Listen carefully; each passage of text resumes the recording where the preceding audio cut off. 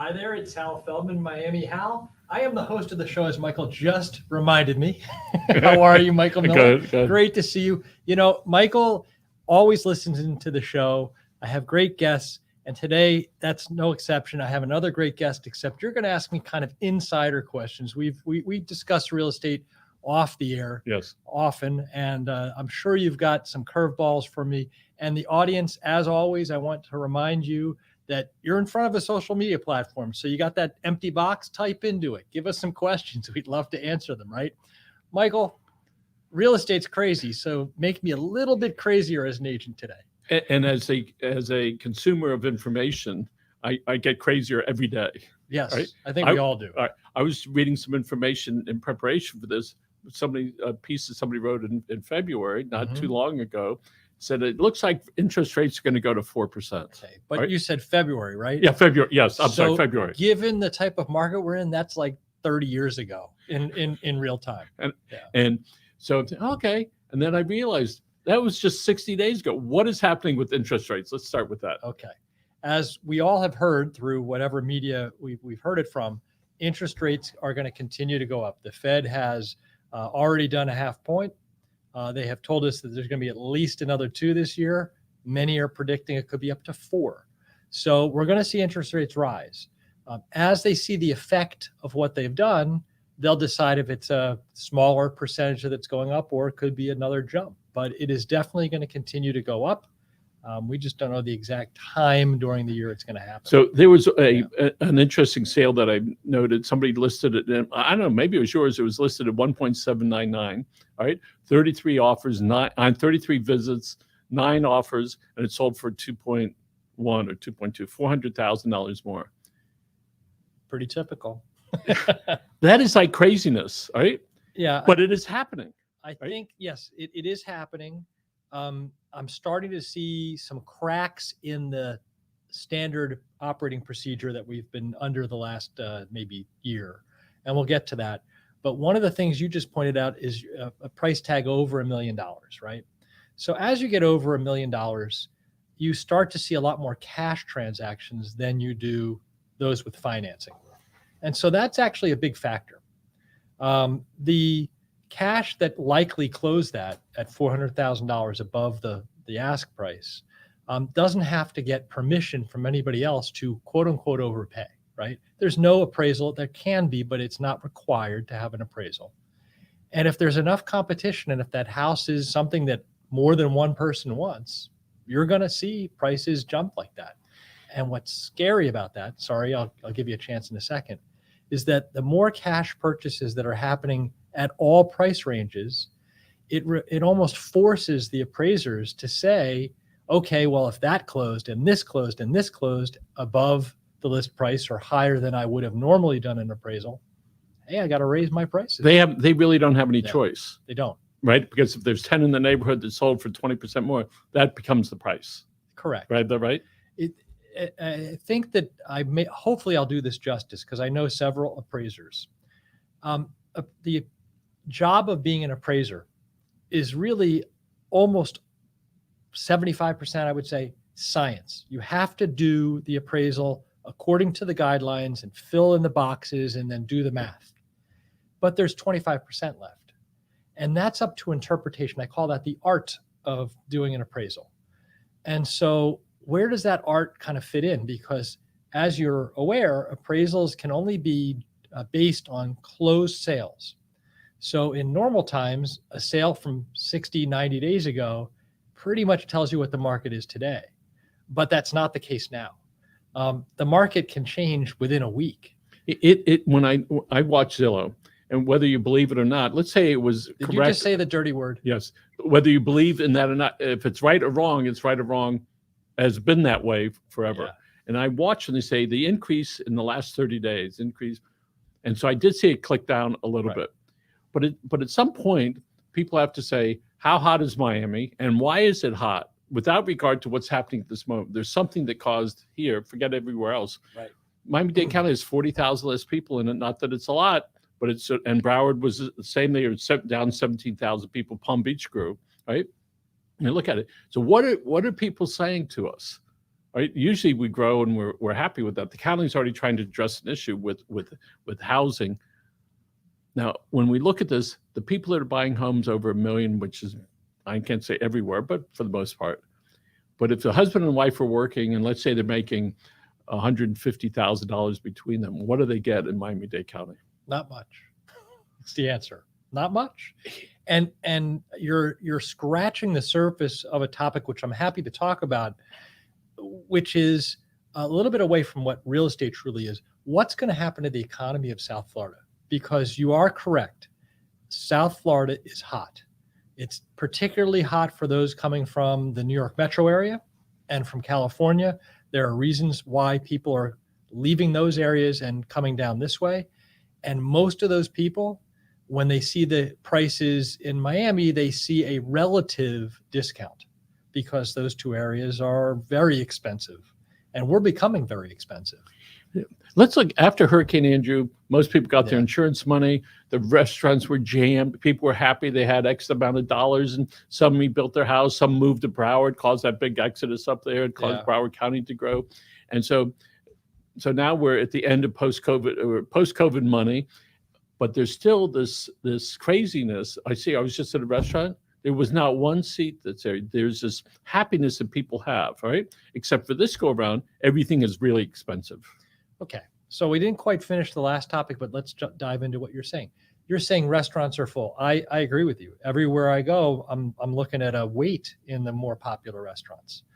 So why is that? Do you really believe that it's because there's money out there, or my belief is people are so unhappy with how we're exiting COVID that they have to have some kind of relief, and the easy thing to do is go out and eat. And so I kind of feel that this is an artificial boom that we're seeing in the restaurant industry in particular. And people don't have that. They don't really have the money to spend there. So we're gonna see that because the food prices both at restaurants and in the grocery stores is going up. And there is that simple thing before we'll order out. All right. Yeah. All right. And I can see, and then even in our family, it's shifted. All right. Before it'd say, just bring it to the house. I don't remember the last time now that we would have it brought to the house because, oh my goodness, we can go out to eat. All right. Oh, so because we had that 1.5 year period where you couldn't go eat, it's still fresh. You want to go out and do something that you haven't done in a long time. And there's something reaffirming about the Yeah. status of being out. When you see other people, Agreed. you go, hey, this is great. You know, people are out there. But how are salaries for the average Miami-Dade County family compared to the average price of a home here? What's happened? Okay. And so what does that mean for that young family? I don't know what the average price, the average income for a family is. However, what I can definitely tell you is we're seeing a widening gap between income, people that are already down here, and the homes that they want to afford, both, by the way, for purchase and for rent. And so that, I believe, is really heading us into another type of crisis, which is, imagine all these folks, and I'm going to summarize here, folks from California and New York come in, they are buying homes at a higher price than they should be. And eventually the natives have nowhere to go, right? So who's going to service those people that just bought all those expensive homes? And I think that's another crisis. So do you know what percentage of home sales, maybe throughout the country or here, are bought by investors, some small investors, some big company investors? I don't know it by percentage, but it is a dramatically large number that you wouldn't expect. I think it's over 20%. Yeah. All right. That sounds about right, but I didn't know the exact percentage. So that means the average consumer, Yeah. when we go out, we have to compete with a company that's doing it as an investment, whether they get that money today or they get it tomorrow. Correct. All right. Correct. And there was a show on 60 Minutes where they show this one guy, they don't even go visit the house. They look at pictures. Okay, we'll take it. Yeah. Whatever it needs, they put in whatever it needs. Because they have that expertise and they don't really care about the time. A homeowner who's going to live in the property, hey, I have to close on June 1st and I have to move my stuff there and the house has to be livable or updated the way I want. For an investor, you know what? We'll close when we can close. We'll put the money in, and when it's ready, we'll start churning the money machine on the rental. So 2 years ago, we sat right here in 2020 after the pandemic started, and we talked about what homes were available in Pinecrest. Yes. Do you remember we did. the how many months of homes were available? Not exactly, but I can tell you it was over 2 years worth of homes Yes. available. And there was a certain price. Now, I know you're familiar with what percentage of homes in Pinecrest. Yes, it's expensive. But what percentage of homes there are over $3 million that are for sale? Wow. You're asking percentages, and I don't want to say something that's incorrect. I can tell you that the number of homes in Pinecrest over $3 million has skyrocketed because the prices have skyrocketed. One of the things I will tell you is around the time we sat down at this desk about 2 years ago, the average price for a good acre lot in Pinecrest was about $1.5 million. What is it today? $2.5 million, and it can reach up to $3 million for the lot.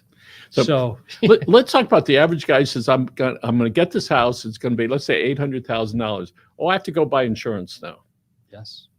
Insurance has skyrocketed. Insurance has skyrocketed, and if you can get it, because there's a lot of companies that have stopped writing policy here. So what does that mean to us as consumers when the put aside the taxes, when it's now costing you another $500 a month for insurance on your home, right? That wasn't there 2 years ago because the cost of replacement is very high.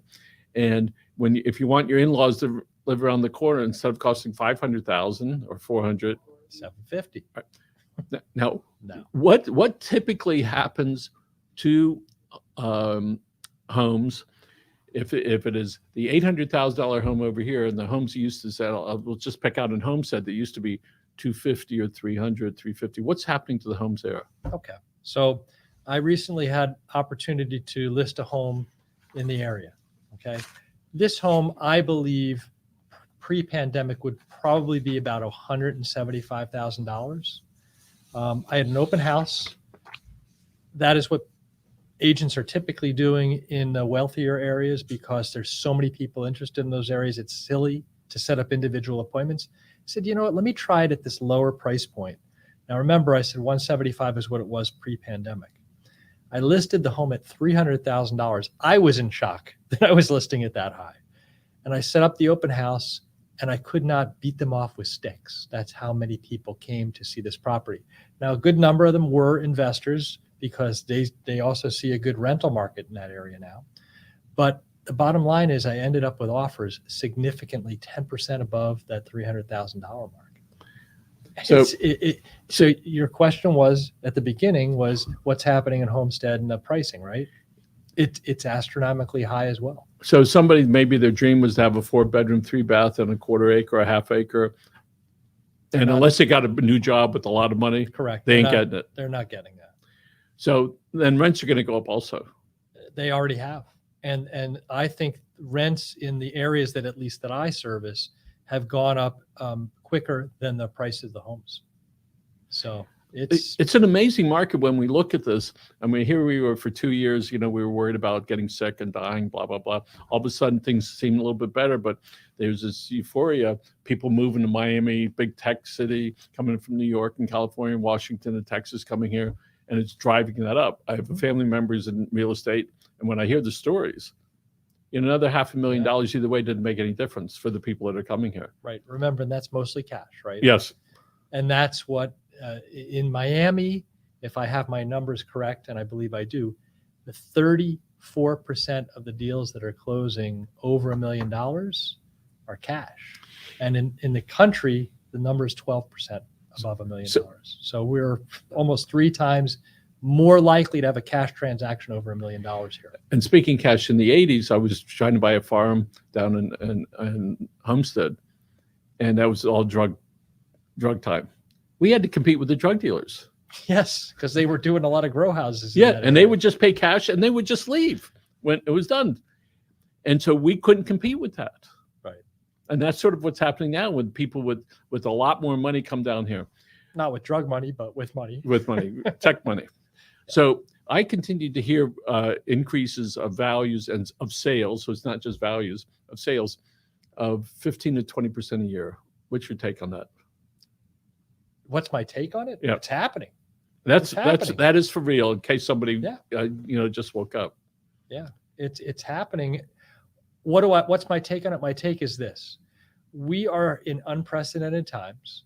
We are seeing price rises on pretty much everything Salaries are not keeping up.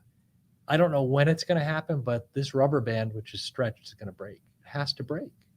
The cost of housing cannot continue to go up at this pace. I'm gonna answer your question by asking you a question and getting into a scenario. So pretend you're a real estate agent and I'm a buyer, and I have been looking for the last 3 months, and I say to you, you know what? Should I find a home now and settle, or should I wait 4 months and see what happens in September, October? What would be your answer, knowing what you know? I would say buy it now. Okay. Why would you say buy it now? Because that's what I'm saying as well. I would say because, one, we don't know. Right. Two, the availability of recent and in the near future is going to be less. That's my take on it. I don't disagree with that. The biggest factor I think that you mentioned is that we don't know what's going to be tomorrow. It used to be in real estate, you could say, you know what, in 3 months, there might be some differences, but for the next 3 months, it's going to be pretty much what it is. We literally don't know what the real estate market is going to bring us tomorrow. And that is incredibly scary. So yes, I would tell people to buy now because you know what the interest rate is today. And we'll touch on that because you had mentioned that you thought interest rates were approaching 5. And I told you before the and that was 2 days ago. I looked at it. So that it was actually 6%. We've got questions up here. You've got better eyes. So see if you can read that question. Oh, hello, George Gonzalez. There we go. Oh, there we go. Do you think Florida City will explode next in the market, or is it too far south? All right, that's a question for me. Okay. George, I wish I could give you that crystal ball. I know that many communities are trying to make a live, work, play environment to decentralize from having commuters go all the way downtown. I personally have been hearing about Homestead being the next great place of development, and if that's the case, I've watched it for the last 20 years and I'm still waiting. So do I think that there will be some growth in Florida City? Yes, there has to be, because the people are getting priced out of the other areas. So George, they will go to Florida City. Do I think it's the next explosion? No, I don't. The listing you had happened to be down south. The people that showed up there 3 years ago, if it was 3 years back, would they have gone there to look for a house? Absolutely not. And right, they would Right. not. But So that's a great point. It illustrates exactly what my point is. People that used to be in West Kendall that are now priced out of West Kendall are heading into the areas that we're talking about, Florida City, Homestead. and the trade-off is They're an on hour track. and a half in traffic, It is. and that's it, right? Yeah.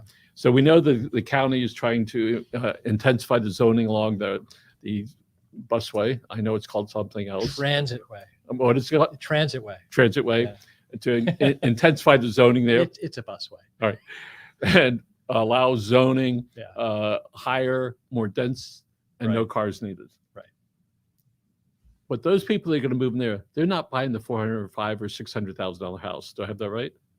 Well, they're approaching those numbers, but Right. no, in general, no, that's correct. So what's going to happen? We all want to know.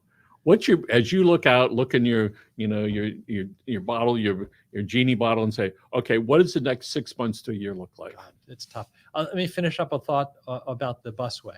It just occurred to me. We know we have flyover states. People basically talk about going from the East Coast out to California, and the states in between don't really mean anything. Maybe we have a future where Homestead and Dadeland are the two ends, and everything in the middle is a flyover state. The express buses will have far more use than those, trying to go somewhere from Pinecrest or Palmetto Bay or the Falls area.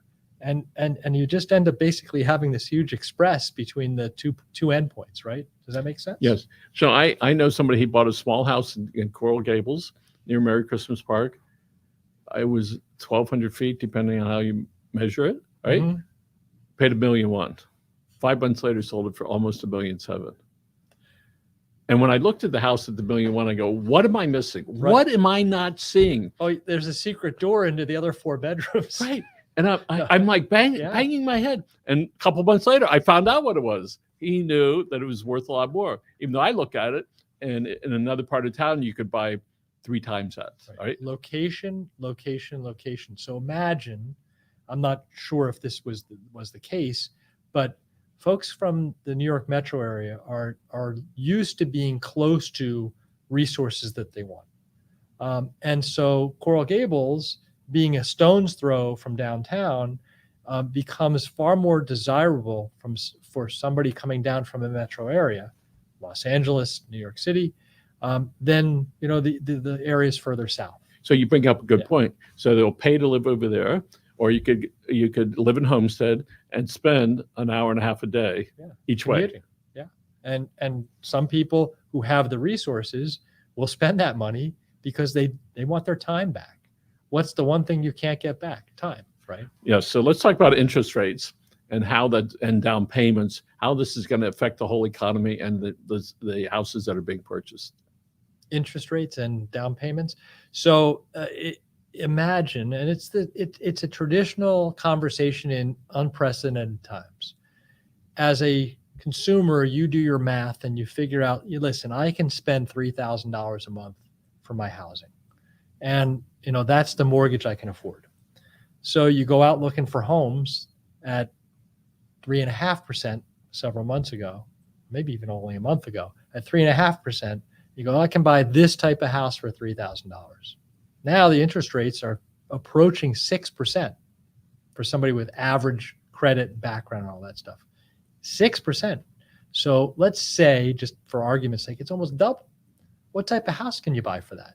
I still want to spend my $3,000 a month. Well, you better have far less expectation on what type of house you're going to get. And this is going to be the trend for the next 6 months, I believe, where people have to readjust their vision of their perfect home based on the amount of money and cash flow that they have. So we know it is location. Yes. So what are some hot areas of Miami-Dade County that are really excelling as compared to some of the others as far as prices? Yes. Depending on your price point, all areas are hot. And the reason why they're hot is interesting because you gave me an interesting statistic that both Miami-Dade County and Broward County are actually seeing an outflow of people. Not a huge number, but an outflow. So why are these areas so hot?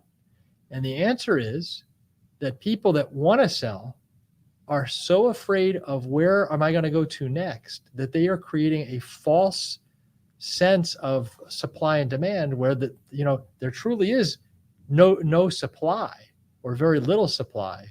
But it's not because people don't want to move. It's because they really they're scared to move and not have a place to jump to. Some of the national publications write about that we've been underbuilding across the country for years, right?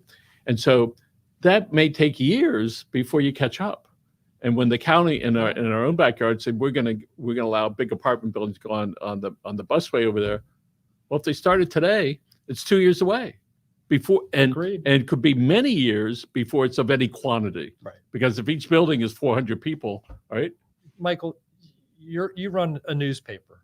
You see all the politicians. You see trends year after year. You tell me when we're ever going to build before there's a demand.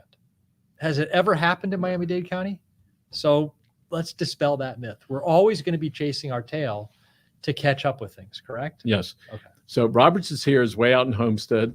I haven't been there recently, but I understand across the street, right, where we used to park our cars and trucks, there's apartment buildings there and continuing to build farther and farther west. Yeah. And the county commission says either we're going up or out.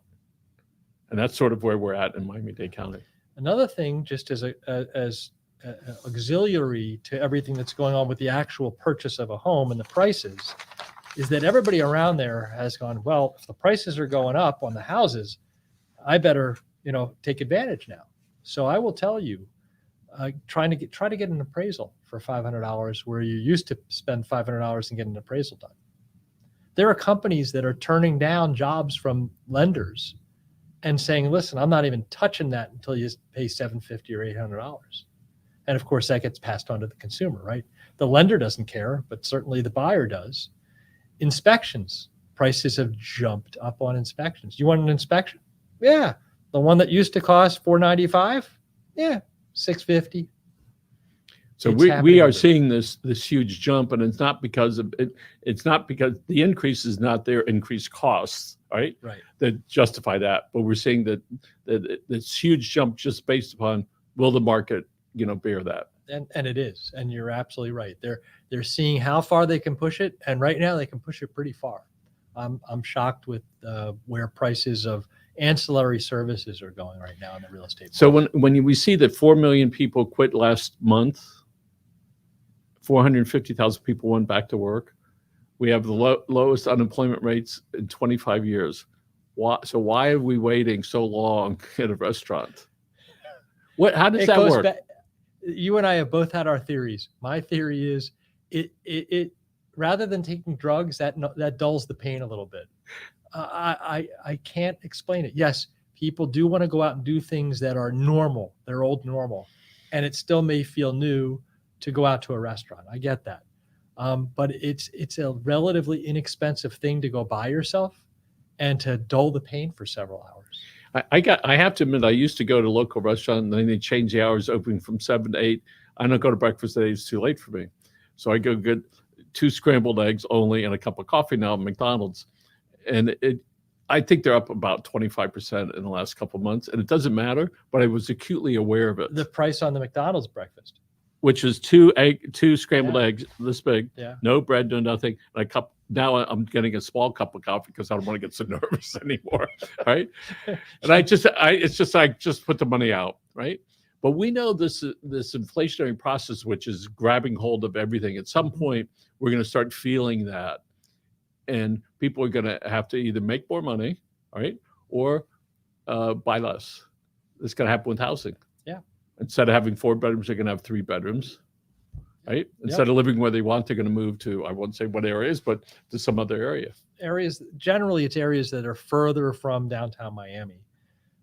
As you know, the development of the county was, hey, everybody's in Miami, and then the first real suburb was Coral Gables, right? You know the deep history of what's going on here. And so, generally, if people can't afford it, they're getting further away from downtown. And at some point you stop, right? You're in a swamp when you get too far. In the late 70s, move to Kendall. Yeah. And it'd be like, okay. And then you get to a certain point where there's no more traffic. You get there, you got to buy a big house, this, and this.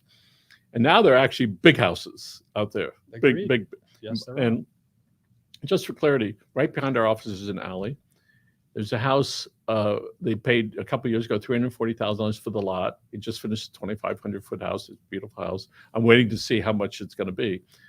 And right about a block over, there are 4 houses almost next to each other, just south west of here, with bigger additions and bigger additions. And there's a house back here that's all concrete, all white, big, beautiful. They're adding a 2nd floor on it now. There's so much construction that is going on everywhere. What about getting the supplies and the people to do it? It must be outrageous for them to be able to tell somebody, hey, we're going to try to get this stuff done, but we got to wait. The cost for supplies on building are also astronomically high. There are some products that are over 70% inflated in prices. Most of them are around 15 to 20%. But I talk to builders on a semi-regular basis, and they're all really hedging on whether they should build or not, because the costs are so high to get that structure done. And that goes directly to the cost of insurance, replacement, right? You have a storm, right? And now it's now it's 25% higher than a year ago. You're paying the premium. Yeah. Last year when we got a new company, well, actually my agent said, I can't get it insured, go to so-and-so. He said, I can't get it. And it was like, oh my, I said, I know what that means, right? Yeah. And it just is. So when does this all slow down, right? I know the interest rates are going to do something, right? How long is that going to take before we start going, okay, take the foot off the gas a little bit, right? How long do you think it'll be before we see some tempering of this? My personal crystal ball tells me late July, early August, we're going to start to really see some effects. As I told you at the beginning of the show, I'm seeing cracks in things. I've seen sellers that, demanded a certain price and they have nobody coming and they had to lower their price several times. I've seen buyers who, wanted to buy and have gone out of the market completely. So I'm starting to see the wear of what this market has done to people's psyche. And so it's going to take a few more months for that to kind of settle in. But just like everything in life, we talk about the pendulum swing. Yes. How much higher can that pendulum swing before it flips over? Because that's not happening. We know physically that's not going to happen. So we are going to see that pendulum swing back, and I'm saying late July, early August. So I was about 10 years ago, I was with one of the then publisher of the Miami Herald, and he says, Michael, we don't want the real estate market too good or too bad, right? Because if it's way over here, you wind up, the prices go up. And then if it's too far over here, they don't have any money to market. So from an advertising point and from a buying and selling point, we see that. There's some really good news is that the improvements that people are making on their homes are changing neighborhoods to the better. For the next people that buy them, I see the work that people are doing. They're adding things to the house and they're landscaping them more and painting. That's true, but we're missing one of the points, and the county's trying to address it. Where does the McDonald's worker that handed you your breakfast food live? I ask myself every morning when I look at this lady, who I want to share with you. I may have told you I was looking to give away some gifts at Christmas time. I had them on the front seat. They were kids' gifts. I pull in McDonald's, I tell the guy in front of me, go ahead. He pays for my coffee. I didn't know. I was so impressed. You did tell me that. And so I look over and here's this lady, right? And I know she's got, 4 kids at home. I'm just imagining this. I said, that's where I'm supposed to give the gifts. So I'm handing her the gifts. And this morning I saw her. She didn't know it was me because it was dark that day. And I'm thinking, where does she live? How does she make this work? Right? Somehow she is, but I have to tell you, there's some voodoo and magic in that, because I don't think I would find it incredibly challenging to be somebody that's not making the type of money that I am, trying to live in this area. I don't know how I would do it. So when we look to our children, mine a little bit older than yours, I'm thinking, okay, they're okay, all right? But somebody that's 20 or 21, and maybe our parents said that about us, all right? I don't know they're going to live here, all right? But then the other side, where are they going to move, all right? Where can they go where they can be in a reasonable salary to afford a reasonable sense of good living? My sense is, by the way, a lot of those people that resign have gone into business, all right? And maybe it's in the social media arrangement, or they said, maybe they're the newest TikTok star, Yeah. But it's so many people. Yeah. You go, how can they do that? It's clear that if you've been through the pandemic and you're a little bit older, you go, I'm going to weigh this stuff out. Do I want to bust my hump over here? Remember, 2.5 years older at this point. Or I'm going to say, I'm going to take it easy. So folks, we're looking, if you're 55 to 65 years old, you want to come to work part-time, we got a place for you, right? Well, that's right. You guys are looking for some people, yes, right? Yes, we are. And so it is, being in business, you're in business, you have the real estate business and the people business, right? It's certainly a challenge every day on what to do. It is. And it's mostly at this point an emotional thing, both for sellers and buyers. It's much easier to work with sellers right now because they're getting almost everything they demand, and sometimes they're demanding things that are a bit crazy. But with buyers, I really feel like I should open up a psychiatric or a psychology office. That's for sure. So one of the things that I know we're going to wrap up here. So I've been around animals my entire life in the animal business. So we look at how the pet stores are doing. What kind of food are they selling? What kind of cages are they selling? What type of product? Those sales for a lot of them gone down, as compared to the last 2.5 years. Really? Yeah, that's I'm home with the puppy. This is okay. We're not doing that because I need to do milk and I need to pay for my gasoline. I need to pay for the insurance. So they're starving their pets? I mean, giving them less. I don't mean truly starving them, but they're happening? Buying less stuff, less toys, and less sales, right? And the prices are coming down. And maybe that's enough to stimulate people to buy more pets. I sense everybody was like, right after Hurricane Andrew, everybody was happy, buy all this stuff. Then after a while, because I used to be in the retail bird business, people would give us back the birds a year later. Or when Johnny goes off to college, they'd say, okay, it's May, my son's going away, here, you can have that back. So we were acutely aware of this about 3 months ago. I said, I wonder what that means. And now we know what it means. Price of meat is up a huge figure. Yep. And I think a lot of us, myself included, are going to change the type of way we spend money. And if you, instead of buying a $100 shirt, you may buy a $60 shirt. Or if you're buying a $60, I'm going somewhere else. Yeah. I think that is going to be common. And I think that is good for all of us to be able to say, here's what's going on. And it's frightening. You say, well, when does it end? The good news is the thing that most of us consume is gasoline. And so however it's going down, all right, it's funny that we look at it and we feel better about it, even though it doesn't affect you and me just but that much, because you say, okay, so it's $10 a week. $10 a week, and everyone's happier. I go, look. I know. That's It's only $4.09. Aren't you happy? And with that, we've had a conversation today that's not the happiest, but it opens up your eyes to what can be and what is, and none of it is normal. We have to find our new normal. That's for sure. Michael, thank you so much. Always a pleasure. I appreciate the studios and the time, and for you to come in. Let's do this again in a couple months and see if we've got some things that we can talk about that are better than they are today. Super. I think they will. Thank you. All right. Have a great week, everybody. Bye, guys.